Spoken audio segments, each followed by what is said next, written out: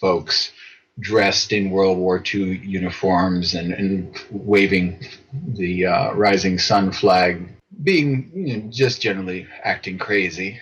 From Asia News Weekly, this is Asia Now.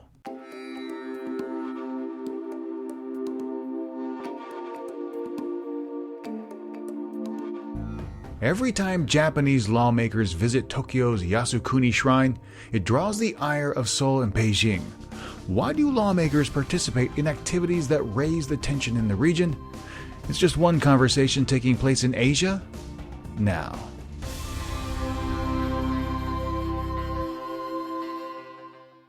Welcome everyone to the podcast. I'm your host, Steve Miller, and I'd like to thank you for listening and downloading this week's show.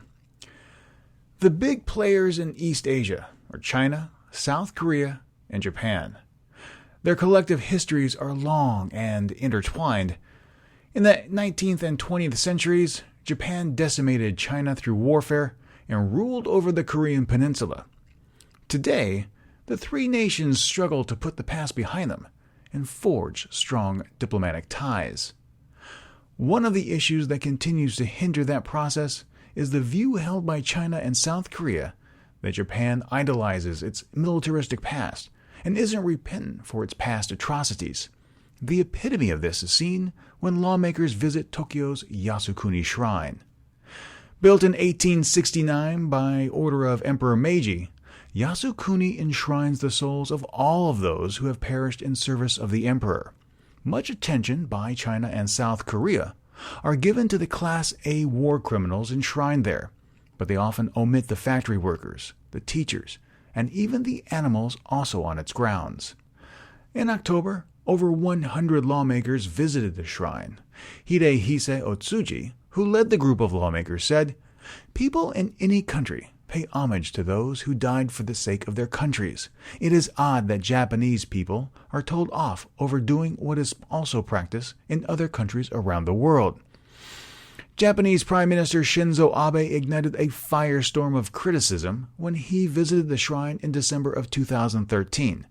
That single event is credited with further deepening the rift between the East Asian nations. This past autumn, Abe did not attend the annual festival, but sent a ritual offering of a potted plant. If visiting the shrine causes so many international issues, then why make the visit at all? Returning to the podcast is Michael Chuchek, Adjunct Fellow at the Institute for Contemporary Asian Studies at Temple University, Japan, to discuss that very topic. He joins me via Skype now. Michael, welcome back to the podcast. Thank you. So, before we get into some of the nuts and bolts of the recent visit by the lawmakers to the Yasukuni shrine, I was wondering if you could share a little bit about what this autumn ritual is.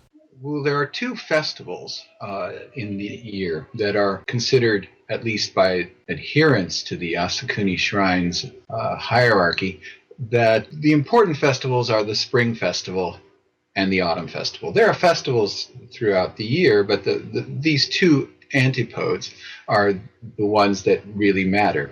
However, of course, the world's attention is focused on the August 15 midsummer anniversary of the end of World War II, or at least of the announcement of Japan's surrender.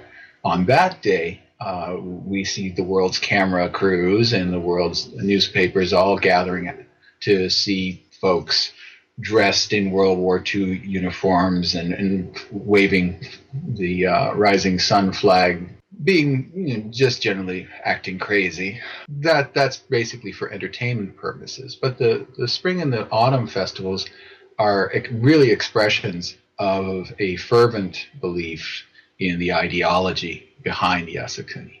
The Yasukuni Sanpai is going to Yasukuni, bowing, throwing a small donation of money into the box that's there, and taking a moment to pay respects at the shrine for the memory of these 1 million plus souls of soldiers, sailors, nurses, all kinds of individuals who gave their lives in the wars that Japan was engaged in.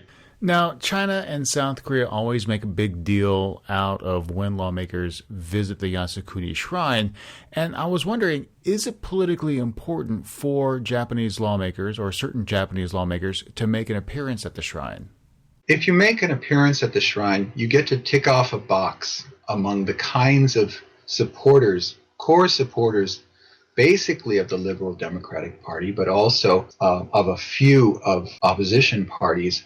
Some of them have a wing or a core constituency that really does not think that what Japan and Japanese forces did pre-1945 was any different from what any other imperialist power did in either the 19th or early 20th centuries, and that Japan's apologetic and humble stance since 1945 is an aberration and an insult to the country, and also, most specifically, an insult to the dead who are honored at Yasukuni, who died in defense of their country. Now, you mentioned primarily that it's LDP members that go to the shrine. Is that true historically? Is it mainly just the one party that sends a majority of members from the Diet? The LDP has been the largest party ever since its founding in 1955. So just statistically speaking, it's going to send the most. But also, it is the conservative party, and it is the institutionalized conservative party. So it has overwhelming numbers of those lawmakers who visit Yasukuni as a part of the Yasukuni Sampai. These are the representatives of the conservative voters. So they go. All right, one last question. The Emperor of Japan is still highly regarded, highly respected, yet he does not go and visit the Yasukuni shrine. And I want to get your opinion on this. If he doesn't visit the shrine, shouldn't that be the example to follow? That is precisely the argument that Shinzo Abe's biggest opponent, the rural revitalization minister Shigeru Ishiba, who really wants Mr. Abe's job very, very much, but currently doesn't see much daylight ahead of himself. He has said this precise point. He has said, the emperor doesn't go. Well, then who am I to not follow what the emperor is doing? And he has thus set himself up in East Asian eyes as a direct and clear alternative. Still a conservative, but an alternative conservatism to the kind of conservatism, one would almost say reactionary conservatism, represented by Shinzo Abe. Michael Chuchek is an adjunct fellow at the Institute for Contemporary Asian Studies at Temple University, Japan. Thank you very much for joining me. You're welcome. Now, let's keep the conversation going. What do you think is the appropriate course of action for lawmakers in Japan? Are China and South Korea, as some commenters have said in the past, just too sensitive and simply need to get over it? Or should those in charge of Japan alter their behavior for the betterment of international relations? Please share your thoughts in the comments on Facebook and Twitter. If you haven't found us on social media, you can do so by going to facebook.com/AsiaNewsWeekly or find us on Twitter using the handle @AsiaNewsWeekly.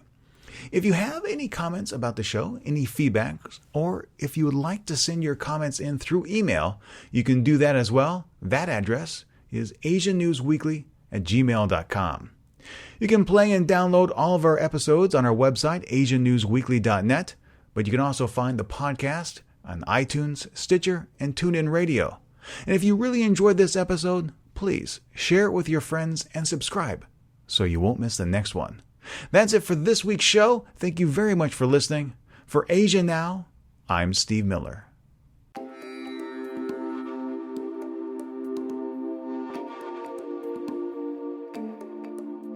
Asia Now is licensed under a Creative Commons Attribution 4.0 International License.